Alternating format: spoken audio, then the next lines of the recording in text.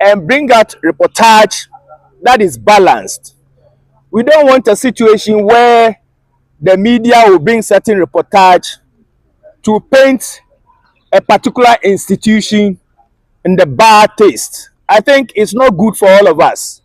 We are in it together, and we must work together as a team to ensure that whatever we produce for the consumption of the good people of this country is in the best interest of the state. I think that should be the hallmark. That should be the riding factor for us to cover this by-election in AKWATIA. Thank you very much for your question. That will be allowed.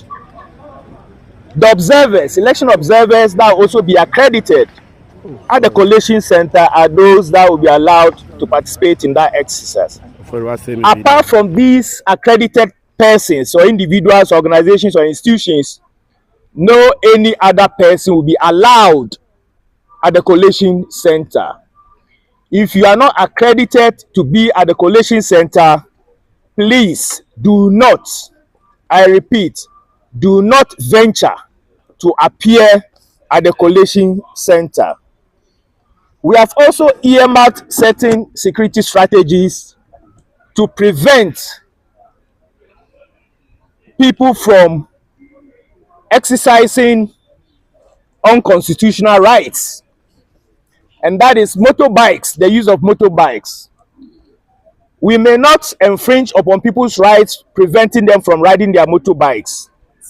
However, these motorbikes will only be entertained 100 meters away from the polling stations, and we will not encourage pillion riders during this period where we have the by-elections. I want to add that the Inspector General of Police has announced zero tolerance for weapons.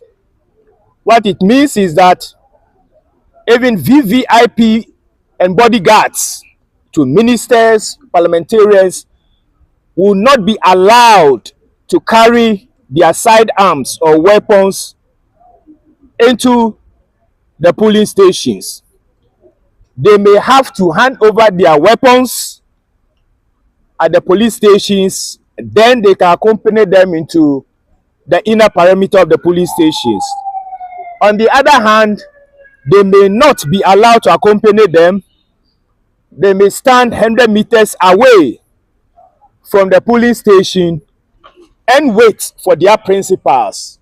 Once they exercise whatever they are supposed to do,